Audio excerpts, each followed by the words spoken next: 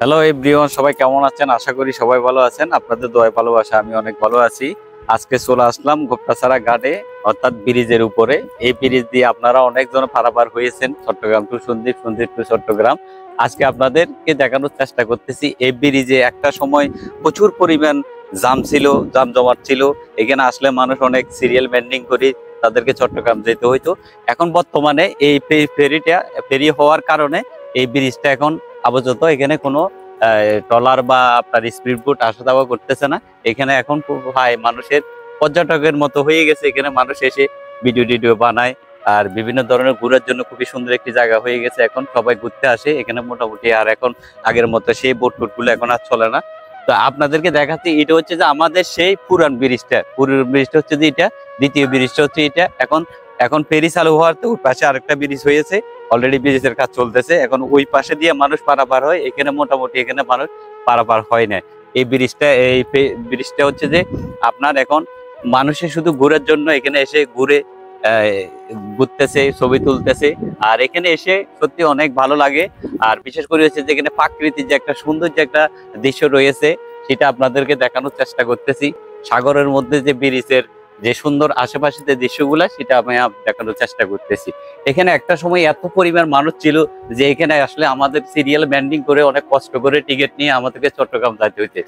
এখানে অনেক মানুষ দেখা গেছে ঘন্টার পর ঘন্টা দাঁড়িয়ে মানুষের টিকিট নিয়ে চট্টগ্রাম যেতে হইতো। সেই কষ্টটা এখন আমাদের সন্দ্বীপের মানুষের কমে গেছে প্রায় ফেরি হওয়ার কারণে। মানুষ তেমন এখন আগের মতো তেমন ওই যে কষ্ট করতে হয় না। কারণ হচ্ছে কি, ফেরি দিয়ে যখন স্পিড বোটও চলে, ফেরিও চলে, এই জন্য মানুষের যে এই যে দীর্ঘদিনের যে ভোগান্তিটা ছিল, সেটা এখন মোটামুটি সন্দ্বীপের মানুষের অনেকটা কমে গেছে। তো সামনের দিনগুলোতে আমরা আরো আশা করি যাতে আমাদের সন্দ্বীপের মানুষের যাতায়াত ব্যবস্থাটা যাতে ভালো হয়, মান উন্নত হয়, সে আশা রাখি।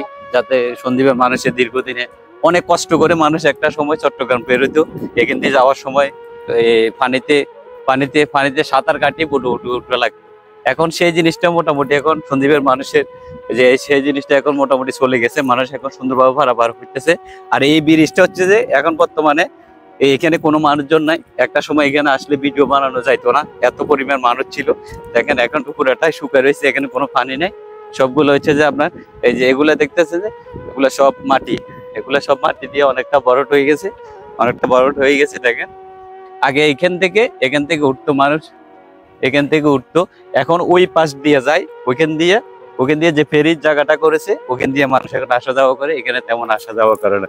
তা আমরা আশা রাখতে পারি সন্দ্বীপের মানুষের দীর্ঘদিন চট্টগ্রাম সেই আসার জায়গাটা এখন মোটামুটি ক্লিয়ার হয়েছে। এখন মানুষের সেই আগের ভোগান্তিটা একটু কমেছে। তো আশা করি আপনাদের ভিডিওটা অনেক ভালো লাগছে। আর এখান থেকে একটু দেখো, এখান থেকে একদম চট্টগ্রাম একদম ক্লিয়ার দেখা যাচ্ছে। কারণ হচ্ছে কি, এই পাশ থেকে একদম মনে হয় কাছে, সাঁতার কাটি চলে যাওয়া যায়। দেখেন একটু জুম দিয়ে দেখাও, একটু জুম দাও, একটু জুম দিয়ে দেখালে দেখছেন পুরাটাই এখানে একদম মনে হয় যে একদম কাছে। ঠিক আছে, ওই যে আমাদের এই স্পিড বোট আসতেছে, অলরেডি স্পিড বোট দেখা যাচ্ছে এখান দিয়ে। এখন মোটামুটি মানুষের যে আগের যে একটা কষ্ট ছিল, যে মানুষ এই চট্টগ্রামে যাওয়ার জন্য যে একটা ভোগান্তি ছিল, সেটা এখন আর নাই। মোটামুটি মানুষ সুন্দরভাবে আসা যাওয়া করতেছে ফেরি হওয়ার কারণে। আর এখানে আসলে অনেক ভালো লাগে, কারণ এখানে অনেক সুন্দর যে একটি জায়গা। কারণ হচ্ছে যে এখানে আসলে আপনারা সুন্দরভাবে ঘুরতে পারবেন, ভিডিও বানাতে পারবেন। আর যারা কন্টেন্ট তৈরি করেন সন্দ্বীপে যারা রয়েছে, তারা চাইলে এখানে সুন্দরভাবে এসে আপনারা ভিডিও বানাতে পারেন। এখন আগের মতো সেরকম মানুষের জমজমাট নাই। মোটামুটি এখন এসে আপনি সুন্দর মতো ভিডিও বানাতে পারবেন। তো ভিডিওটা আপনাদের কাছে কেমন লাগছে অবশ্যই কমেন্ট করে জানাবেন। সবাই ভালো থাকবেন, সুস্থ থাকবেন, দেখা হবে অন্য কোনো ভিডিওতে।